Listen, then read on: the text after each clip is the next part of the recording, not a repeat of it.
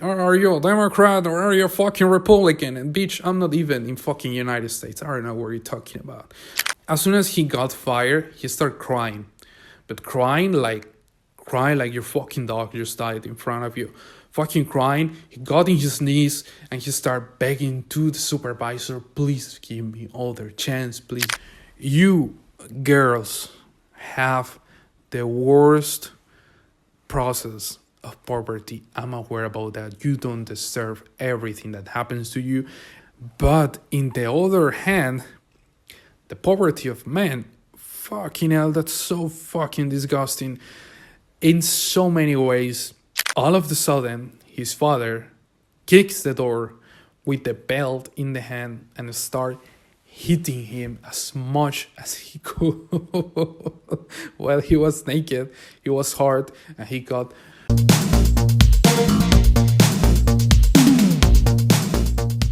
Hello, guys, welcome to the third episode of Television by Harry. Before we go right away with the stories that I bring for you today, I would like to clarify some things of the last episode. First of all, I would like to give you some context. So, this is a new podcast. This is the third episode. If you see these, not that long after I put this on YouTube or different platforms, I'm new on this, so I'm trying to still giving the shape that I like to the podcast to build my voice, gather a community. And why gathering a community? Because I'm a writer, not a well-known writer or something like that, just a writer. And as you can see, and you will feel it if you don't feel it already or you don't hear already, English is not my native language. It's a native Spanish speaker, but I'm using English as a tool to reach more people. It's more used than Spanish. That's a fact, that's obvious. So I'm using it and I want to use it to gather a community. Thanks to the podcast, maybe in the future share my writing, with a community that already knows me. But right now we're taking care about the build, the podcast, give a shape to the podcast, and to give you a short context or a short explanation. What is this podcast about? Right now, by the date that I'm doing this episode, the main point of the podcast is talk about stories, right?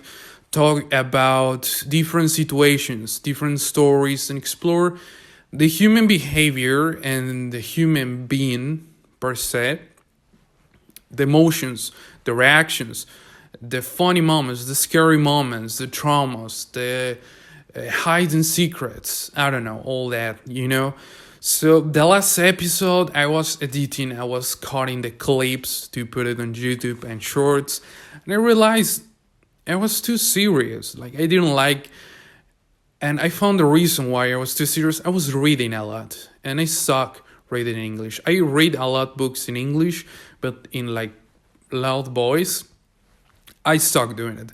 So I get stuck, I pronounce something wrong. I already do it wrong, I know that. I have an accent, I can hear it, I notice it. But when I read, it's even worse. So I stopped writing, checking the stories in the computer, and I'm just gonna talk to you, to the camera. Also, it's gonna give it a fresh vibe to the thing, and I like that. I want that. So that's very much it. Also, it was so serious because we talk about secrets in the family. Secrets. Especially were three stories, and two of the stories were secrets from women, and women letting go those secrets, and everything was too serious, too slow, too quiet for my taste. And I mean, it's part of it. It's part of growing and doing those mistakes or doing the episodes as a creator, as a host.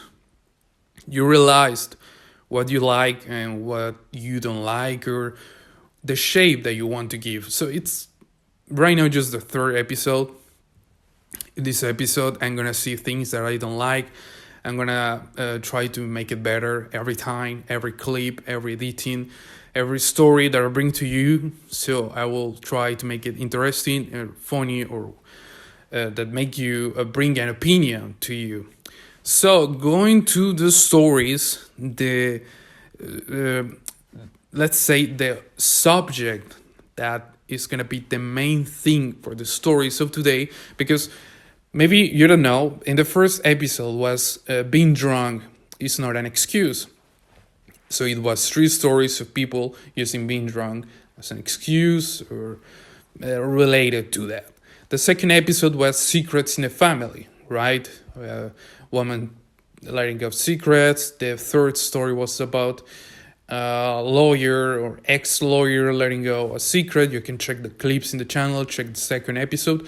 So the main thing, just checking the time, the main thing of this episode is gonna be the humiliation, the cringy moments, the shame, the regrets, the you know what I'm saying, those kind of moments that you enjoy being the person that is watching them and not living them, but there's still something awful but you cannot avoid. So that's the kind of thing that I want. It's the main thing, the main subject of the stories today. So I would like to go with the first story, and I would like to give you some context for this story.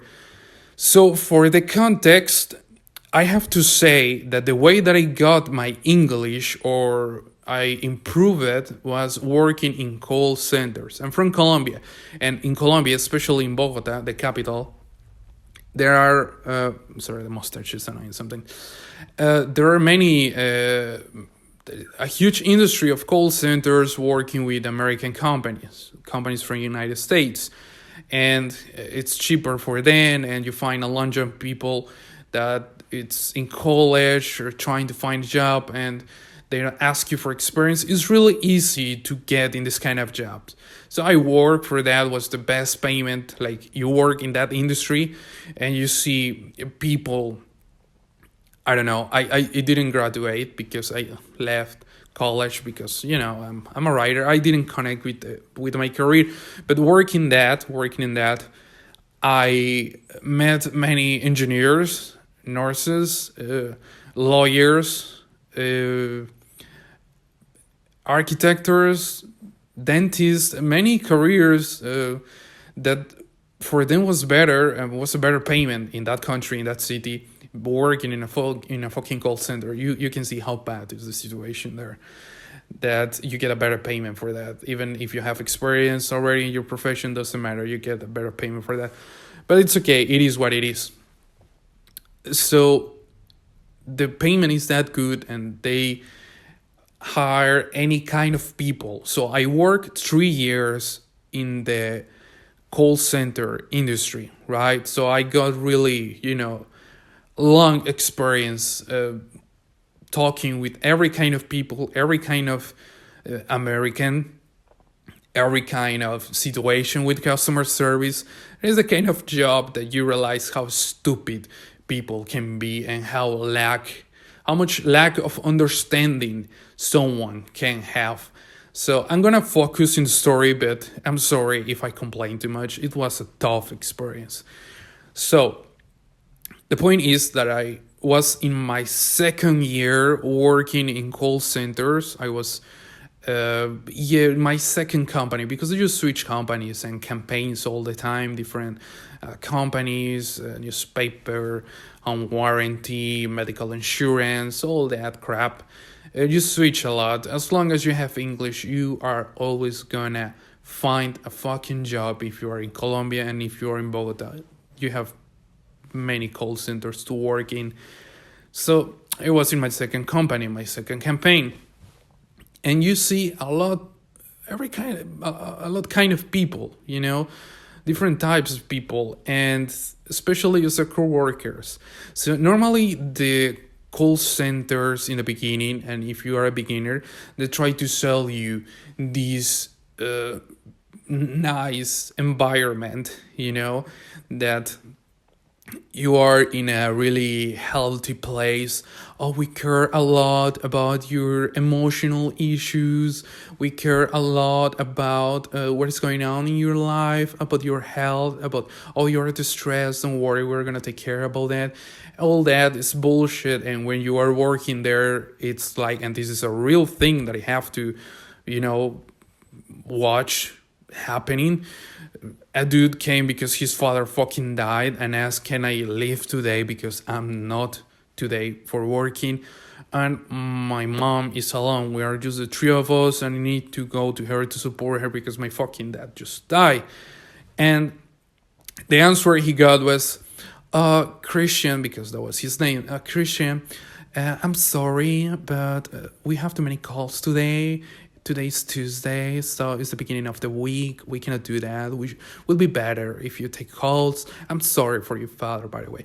And of course, the guy say fuck you, all of them, and just leave the job. You know, his fucking father died, but is this kind of situation, and you just want to clarify the bullshit that they try to sell, that this is a kind of exclusive job, but it's not. As long as you speak the language, you already have the job.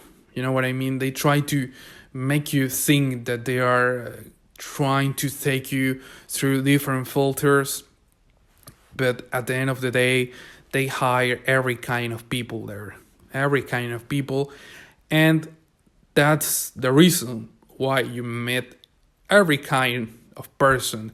And the person that is taking the main role today is a person that I had to work with in a call center.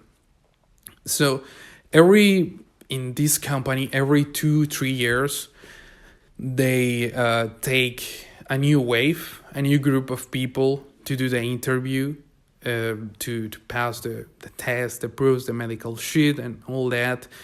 And normally that group of people is full of, most of the times, full of normal people, good behaving people. You know, nothing unusual.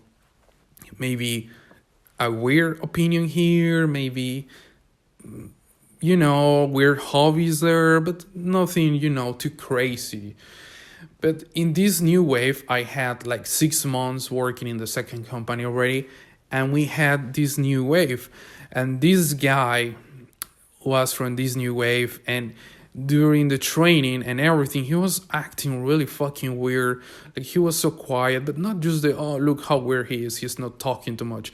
No, because I'm a shy guy too. You know, I don't relate that well to people in new places. It takes me a while, so I understand that. It wasn't judging that, and everyone was saying the same. It was because people tried to reach him, you know, because during the training they try to sell you this bullshit of, let's be like a tiny family or something like that, let's meet each other. And the guy never want to participate, never want to talk. And if you try to take him to the group, like, hey, you're eating alone, let's eat together, he will tell you to go away or something. He was really rude, but okay. But still, when he was alone, he was making weird noises, and it was, I know many of you it's gonna understand, it was this kind of person in high school that believed they were some kind of fucking anime character in real life, and in their minds they look so fucking deep and epic, and they are just idiots on the outside. Was that kind of person, and look really convinced to himself of the view, like, you know, the how he was perceived by other people. But okay, it was just another weirdo. As long as he takes the calls, the company was okay with that. The thing is, during the training, he has a call. We were working in that moment for newspaper company. So most of them were fucking old people calling and complaining because, oh, my newspaper was wet today, so can you give me a credit or a refund, which is fair, but you got really weird calls about your political believes like, are you a Democrat or are you a fucking Republican? And bitch, I'm not even in fucking United States. I don't know what you're talking about. Oh, this newspaper sounds too much Trump supporter. Like, things that for us, we only handle accounts. We don't know what is going on in your fucking country. But this kind of thing, it was just old people. It is part of the job. You have to deal with it. And in the calls, let me tell you, you really find really bitchy people, like motherfuckers that woke up that day and they only want to make your day the worst as possible. But sometimes you have nice people, and in this case, this dude had a call with a really nice lady. So the lady, instead of being a stubborn old lady, she was really nice. She was saying, "Oh, I'm sorry. I know I can be annoying. Please be patient. I only want to learn how to read my newspaper in my iPad." Sweet, okay, you take the time to explain her. It's better to you. She's nice, and it's gonna take more time of your work there. Not that many calls if you are a long time in the same call. So everything was good, and it was the kind of person that you, as a worker in the customer service, you say, okay, I'm gonna help this lady. Let's be nice. Let's do the good thing for her today. The dude was just upset with her, and he decided just to, because she was like asking things, like, because we heard the call after, and she was asking things about him, like making a conversation, because she was on hold, but without the song, so she was in the, hearing everything, and all of a sudden he said to the lady, "Fuck off." The lady, of course, instead of reacting bad, she just start crying, and she hang up, and she ending canceling the account, as you can imagine. And the dude, obviously, they had in these kind of places some kind of, I don't know if it's AI, but some kind of alert with a specific words like fuck off, dick, asshole, all that kind of stuff, that if they receive the alert, okay, who made this, who say this, and who is going to get fired, obviously, because that's the rule we cannot break. So he broke the rule. Obviously, he's going to get fired, so he got a meeting right away the same day with human resources. The thing is, the boss told him in a really nice way, listen, and I have my hands in my back. This call is sent to the Americans, and they always decide in this kind of situation, you have to get fired. Like, there is no other option there. Which normally it's okay because you can find other job, and it's like, it's annoying, but you take it. Like, it is what it is. Okay, if it happens to you. I never got fired by that. I swear a lot, I have to admit, but I never got fired by that. There's so many people getting fired, and all of them act really normal. Not this guy. As soon as he got fired, he started crying, but crying like your fucking dog just died in front of you. Fucking crying. He got in his knees and he started begging to the supervisor, "Please give me other chance. Please give me other chance." He humiliated himself that much. It was like, it wasn't even funny. Just for 1 second, it was just weird for all of us that we were in the office watching that thing. It was an awkward moment. It lasted like 10 minutes, but it felt like a 1 fucking hour, until the boss got tired and he called security to kick him out. So the thing is, I don't know if I never watched Seinfeld, the whole episodes, but I remember one time that George, he left his job and he went back the next day like nothing happened. So something like that happened with this guy. He went to the call center the next day, like nothing happened. Like, the life just reset itself, and that he will, come here, like nothing happened. Well, he found his way to jump security and get to the office, and everyone was like, oh, he's sitting his computer. The boss just say, "I'm not gonna deal with this." He called security again, and there were like 3-4 people taking him out of the building, and it was a big drama. But it was really sad for me how he humiliate himself. and how he begged for the job. So that's the subject that I want to discuss. I will understand all their situation when you beg to don't get fucking fired. If you're a doctor or a mechanic or whatever, you are the head of the family. You're a single mom, or you're the mom that is working for the family and the father is staying home or whatever, or both of you are working and you need that job to take care about your family and to take care about the kids. I understand that. I will get that, and that you have to beg, you have to take your head down and please, I need this. I will get that. The thing is that we knew information about this guy. He was 19. He was living with his parents and he wasn't paying a rent or anything. He was in that work, in the job, because he wants money for himself, which is okay. It's perfect. But as I told you, you can find, and I'm not exaggerating, you can, all of you, check this. If you get fired from a call center, you get in another call center by the next Monday. And it's not that hard. If you already have the level of English to go to one, you have the level of English to go to the next one. You don't need experience. You don't need be, not that fucked up. Like every kind of person could cross the line. So it wasn't that kind of job. And for me, this is the thing that I want to say, never humiliate yourself for a job because, and this is my theory, this was his first job. Why I say that? Because I'm a believer, that word sounds weird to me. I'm a believer that the first job that you have is like your first relationship. For me, it's a metaphor of life. It's like the first relationship. Why? Because it's new, completely new. It's a new word, you meet different things, different situations, different emotions. You get paid, you feel love in the other case. So everything is new. Everything is the first time. Maybe the first time you have sex. And when that ends and it's suddenly and you didn't expect it or you didn't plan to, it hurts. It makes you feel like shit. You feel stupid. You ask yourself many times, what happened? But with the time, you see backwards and you think, oh, that job was really fucking shitty. I'm better now. I learned more things and I shouldn't cry that much for that work.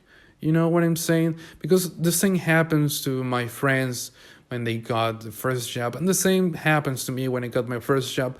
My official job, first job, was in the pandemic in 2020, right? And my first job was doing masks. They put in the plastic for the mask. So it was payment per production, 10 hours, Sunday to Sunday. Was a fucking shitty job, but was my first job. And during the pandemic, especially in a kind of country like Colombia, it was really hard to find a fucking job for you. I found it. It was that. And I like it because I got my first regular payments, which was shitty as fuck. If you didn't want to get a really decent, close to decent payment, you couldn't take breaks for eating or something because it's going to take you time because it was payment by production. And eventually I started doing the thing wrong and they fired me eventually. That happened, which, okay, was fair. But it broke my heart. I feel really bad. And I started thinking, Jesus, I'm an idiot. I don't know how to do things, how I'm going to have jobs or different jobs in the future. I'm going to be useless and all that kind of stuff. Maybe I exaggerate a little bit, but that's my point. It's the first job, it's the first relationship you have. And my theory was that what's the case with this guy? Maybe it was his first job because otherwise I wouldn't see the reason to act like that. And especially maybe you can beg like, please don't fire me, give me another chance. I will get that, but to beg like that for the fucking call center job, god damn it. When if it was really hard to get it, I will understand, but as I'm telling you, in this context, you can get other call center job right away. Probably he did, but it was all the situation was really awkward, and it got stuck in my mind. It was really cringy, really stupid. Like everything felt over dramatic. I don't know. It was weird, and I just want to commend that. Never humiliate yourself for any job, especially this kind of works like normally McDonald's or Burger King or call center customer service is a respectable job. You deserve respect. You deserve dignity there, but it never worth your dignity, like your stability. What I'm saying, never is gonna worth that much to take yourself down like that. And it's a little bit to talking about the experience of the first job. So that's very much the first story. I'm gonna go with the second story. We have 25 minutes already recording. I need water, guys, because it's just me. It's just me here. Oh fuck. Oh god damn it. Whew. The weather is changing too, so also it gets weird to me. The change of weather, because I'm a fucking immigrant. I'm new. I'm new in this country. I have 2 years here, but still, things new for me. But yeah, let's go with the second story. I'm not reading anything. My laptop is there. So the second story is about an acquaintance, about a guy that used to be my friend, and his name is Ronaldo. So, I want to clarify something before we go into this story. You girls have the worst process of poverty. I'm aware about that. You don't deserve everything that happens to you and things that you have to keep dealing for the rest of your life, the changes of your body, the judgment of society about many things. I'm aware about that. I know you have the worst poverty, but in the other hand, the poverty of men, fucking hell, that's so fucking disgusting in so many ways. And this is important for the story that I'm gonna say. One day, all of a sudden, you start thinking about sex all the time and making everything sexual, and you have hair every time, and the thing that in between your legs start getting hard all of a sudden for any reason is enough for it to get just hard, or just because sometimes in the worst kind of situations, so you feel disgusting, you feel nasty, you feel many cases it happens. It wasn't my case, and many of my friends, you feel disgusting, you don't fully get what is going on, you don't fully get all the changes. All of a sudden you start jerking off a lot, so it's annoying. It's fucking annoying. In the other side, the other face of the coin, you have guys that don't fucking think about that. They just discover sex, and they just want to do whatever they need or want or fantasize about sex. This was the case of Ronaldo.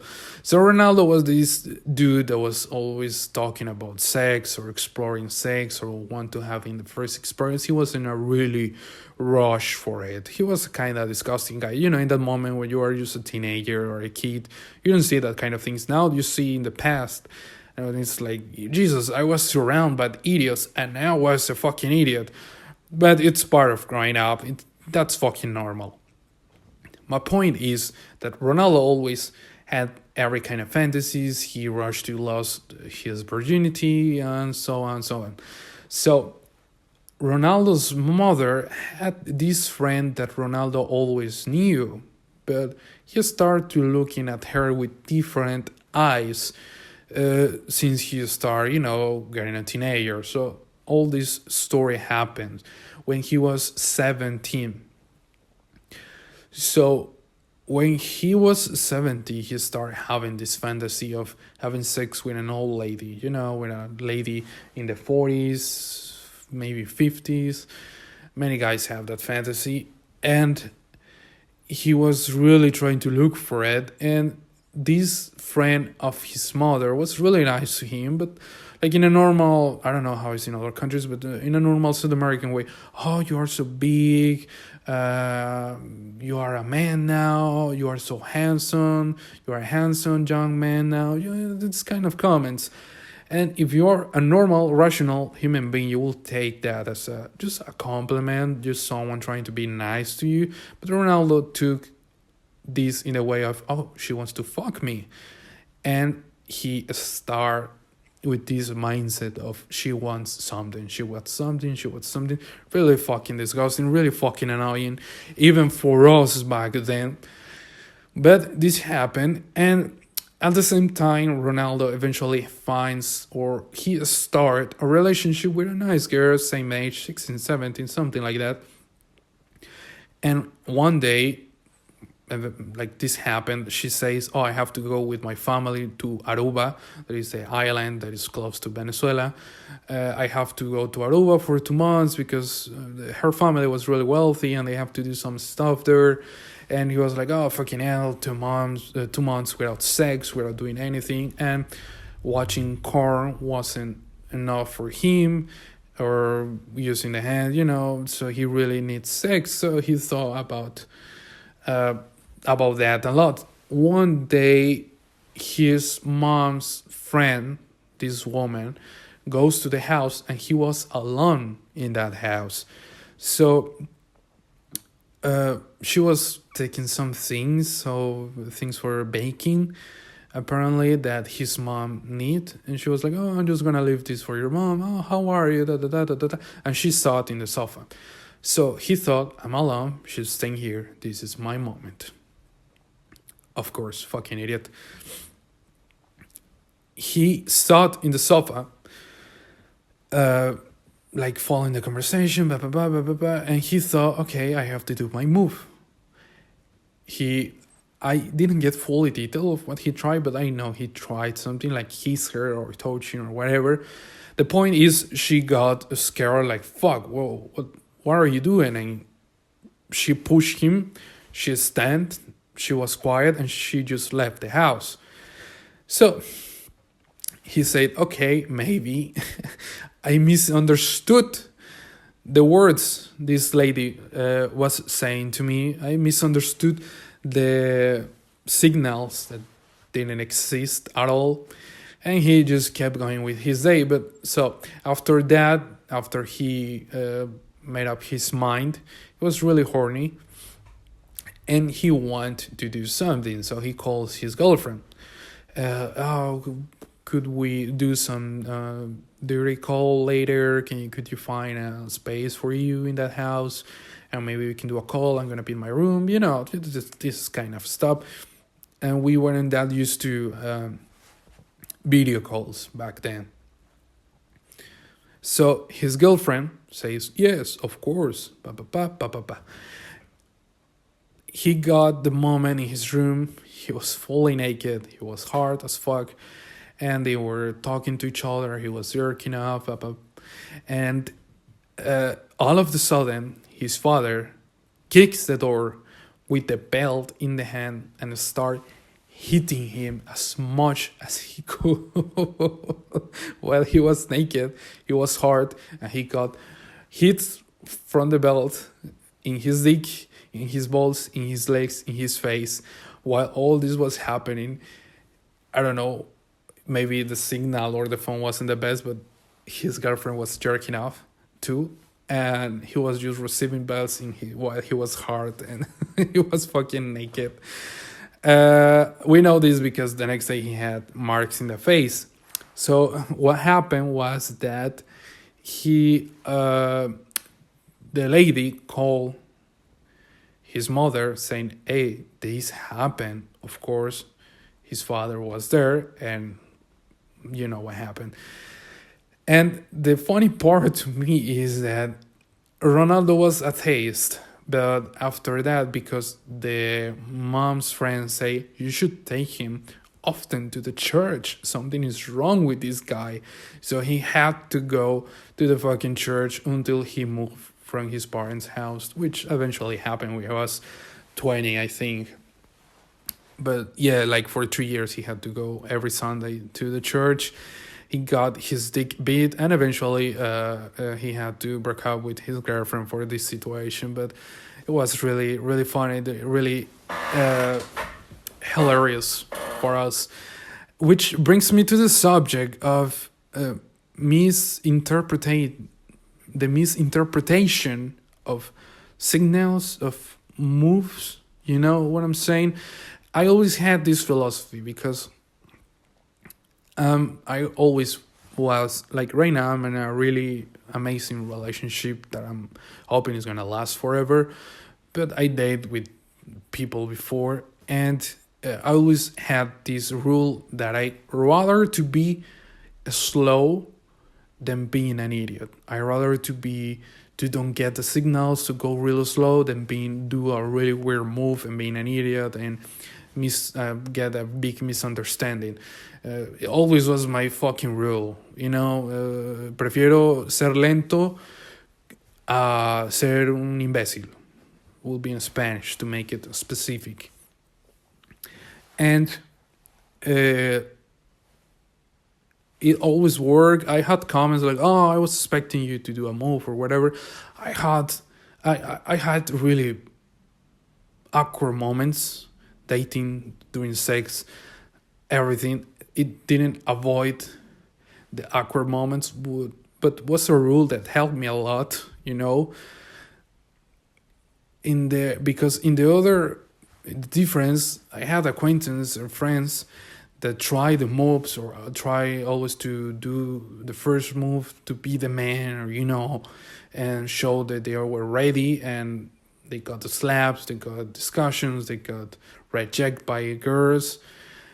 So yeah, I always rather this, and trying to be clear about the signals, and it also teach me that the best thing is always be clear. Hey, I like you. I want this and this. I want a relationship. I just want sex. And being specific and confront the person. Like, listen, we are having something here. It's just me, or it's just, you know, but in a nice way. Not leaving everything to understandings and signals and subtext. Are really huge believer of talking and being honest and straight to the point in a nice way, not just like, hey, I want to fuck you. No, it's more like, hey, I think we have some chemistry here, maybe this is happening. No, it's not. Okay, just let's still hanging out or something, you know, like being nice when you say the things. So yeah, that's the subject that I want to talk about after this story, which, oh fucking hell, it makes me laugh a lot. We are going to 36 minutes of the podcast. I'm checking the time here, and yeah, I'm gonna because I had a problem before. So the camera is still recording. Yes. Okay. 37 minutes. I have to admit, I like more these, like reading the stories for you. Like, I don't like reading because I feel stuck. I don't feel that honest. And I think this is a better way of doing it. I feel honest, spontaneous. And I think that's the point of a podcast. Like, if I hear a podcast, I want to hear just people talking, people reading shit to me. There is a public for everything, but you know what I'm saying? So let's go to the third story. For me, it's the best one. So let's call this guy, let's call him Carlos. Let's call him Charlie to make the translation. So, no, I'm just going to keep Carlos. Fuck the American names. For me doing the translation, you know. So fucking Carlos. So Carlos he was a nice guy, a really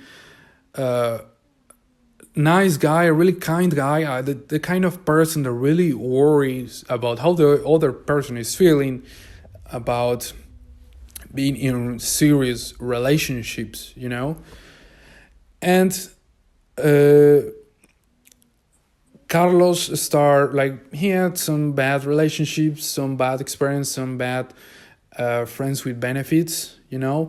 So he decided to start using Tinder, to start using Bumble, all these apps. I don't remember which one was it, to find a date. And he eventually started talking with a nice girl with some tattoos. He was really attracted to her. Everything was going really well. They keep chatting for a month until he says, "Hey, I would like to meet you in person. I would like to take this to person and see what happens. See if we have the same chemistry. See what we can be in the future." She accepts. She says, "Yeah, okay, of course, I like it." So they make an appointment in a McDonald's in a mall center, right? They meet in the McDonald's and they say hi. They order food, they eat, and the date starts going fucking awkward. Silence. They didn't know what to talk. They didn't know where to look, and was like kind of the same from each person. It was a long date. Like, apparently both of them were really awkward of ending the relationship, like not the relationship, the date. And Carlos thinks, okay, I have to do a revival here, to bring some life to the date. So he sits, because they were in front of each other, they sit in McDonald's. So he goes to next to her and says, "Oh, let me show you some fun videos, some memes, some TikToks, whatever, to make you laugh. We can laugh together. We can take subjects about that." So, okay. He starts scrolling. They laugh for a moment, and he got in his For You, and he thought this would be like a good idea of staying in this video because the girl had some tattoos. That there was a video of a Spanish dude laughing about some awful weird tattoos that were famous in internet, from Facebook posts or Reddit or whatever. So they start laughing, and one of the tattoos was a fucking weird, awful tattoo of a Spider-Man that looked drawn by a kid. And the dude in the video is laughing and saying, "Looks a draw from a kid." So in that moment, the girl starts crying, covering his face with the hands. The dude doesn't get what is going on. She doesn't say anything. She just stands, go out of the McDonald's, and leave him there alone. So the dude don't get shit. What happened? What's going on? What did I do? The day passed. Next day, he tries to call her. So he calls her and say, "Hey, let me know what happened. What did I say that was wrong?" So she says that she had that tattoo, the shitty Spider-Man tattoo, in one of her legs because that was from her little cousin draw. He made a draw, and she tattooed that draw because he died for leukemia. Obviously, the guy felt like an idiot. I mean, I'm sorry. Obviously, I didn't know. If I knew it, I wouldn't never laugh about it. I'm sorry. It was just a mistake. And she was like really sad, really upset. And he said, "Oh no, let me compensate. I have to find a way to compensate." And she tried like kind of cut the conversation there. So he says, "What can I do? What can I do? Like, I like this girl, and I want to also apologize for make her feel like that." So what he did, he went to one of his friends that had a machine. Like, he wasn't a professional tattoo artist, but he handled the thing. So he found the BDIM, he checked and asked him, "Make me this tiny Spider-Man, awful Spider-Man in the leg, please." And he didn't care about putting just a tiny version of the tattoo in the leg. And in that way, he would show her like, "Oh, I really care about this and about that." Really sweet, really fucking sweet. It was too much for me, too much for us. Like, oh, fucking hell, if she doesn't love you after that, I don't know what to tell you.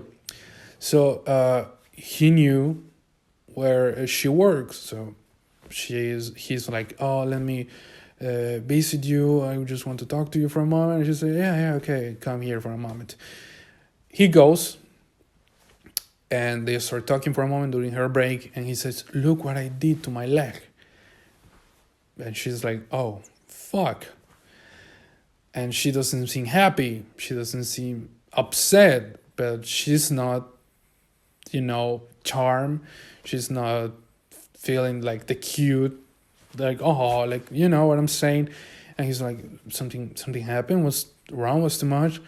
And she starts laughing and saying, dude, I'm sorry, I just made up that thing because the date was going so fucking bad and I didn't want to be rude with you. I just want to cut the date right there. So of course Carlos say, go fuck yourself, in a nice way. Carlos is a nice guy, but I would say go fuck yourself. And he just kept that awful Spider-Man tattoo his leg, and it was a bad memory for a while of going too far.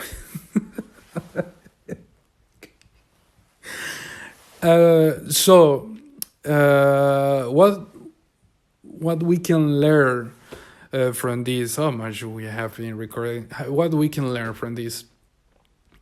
Don't go too fast. Don't go too far too fast. And it's really nice that in this case Carlos was really worried about what she feels and make her feel comfortable and trying to apologize. But also I think it's a matter of being really honest. You don't have to match with everyone. You don't have to have the best relation with someone. You can be even just friends. Like, we had a good chemistry in chat. Maybe that's how it has to end. Maybe friends with benefits. Maybe just a friendship. That's okay. It doesn't have to be the story of How I Met Your Mother. You know what I'm saying? And Carlos sadly went too fast. Too stupid, if you let me say. But I have awful tattoos too, for worst reasons. At least he has a funny story in that leg. But it is what it is, is that don't go too fast, and don't go too fast too soon. Being honest, especially when you are like, when you start a new friendship, when you start dating someone, being honest. I don't like this. This is not going in the way that I thought. It's okay to cut conversation with someone that is as simple as they don't match with you. It's okay. You can cut it right there. You don't need to give them bullshit or something like that. But it's a matter of being honest. It's a matter of putting boundaries, and it's a matter of being a patient light about that. But to be the devil's lawyer, I'm sure she never thought he will go that far. Probably she thought, oh, he will just stop talking to me because I run away crying or something like that. But yeah, that's the end of the story. Almost 50 minutes.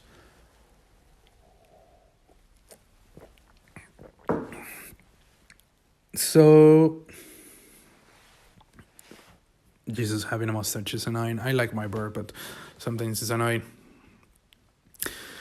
So, guys, that will be the third episode of Television by Harry. I'm gonna try to keep this same vibe of today. I'm not gonna read again, at least not now, because I like this vibe of being honest, talking about ideas also and remembering things right away.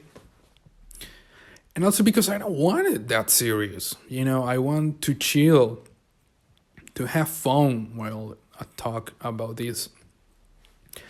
So if by any chance you reach this part of the episode and you have any opinion about any of these stories, any of my comments, please share that with me in the comments. I will read it. I would love to read it for sure. I would love some fucking interaction.